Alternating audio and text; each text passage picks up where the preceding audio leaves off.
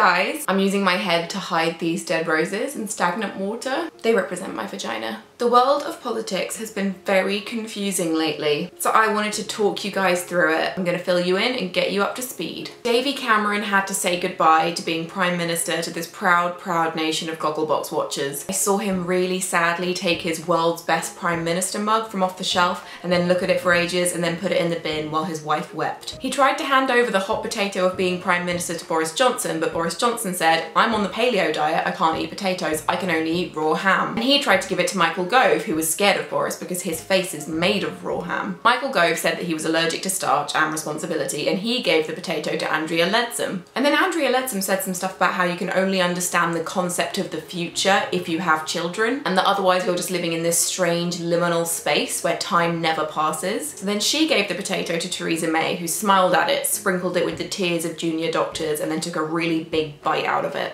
And that's how we got our new Prime Minister. The Tories will continue to make cuts to things like the NHS, and then when people ask why the NHS is struggling, they'll just write "immigrants?" in crayon on a postcard and then push it across the table.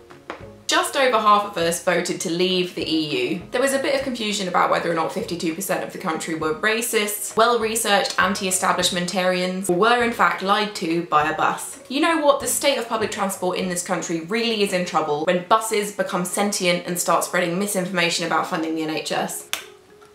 Over on the Pokemon Go Red team, Labour leader Jeremy Corbyn is having a tough time of it because people think that he didn't campaign hard enough against the British exit. For example, he didn't speak only French for a month, he didn't only eat continental breakfasts, and he also didn't strip naked and climb Big Ben with his body painted blue and yellow stars on his tits. What kind of a leader is that? Some other people wanted to be Labour leader, and now it's down to one person. Don't know who he is, generic humanoid number 6. I did always like Jeremy Corbyn because he knows the value of a beige pair of trousers. Anyway, they're gonna do a vote on the new Labour leader soon. I've done a quick Google and you can only vote in that if you are an important Labour Party member with some disposable income. People who can't really afford a £25 donation don't really deserve democracy. It would just confuse them.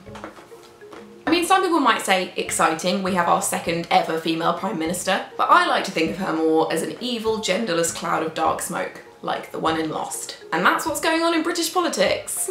I've got no idea, but neither have they. Bye.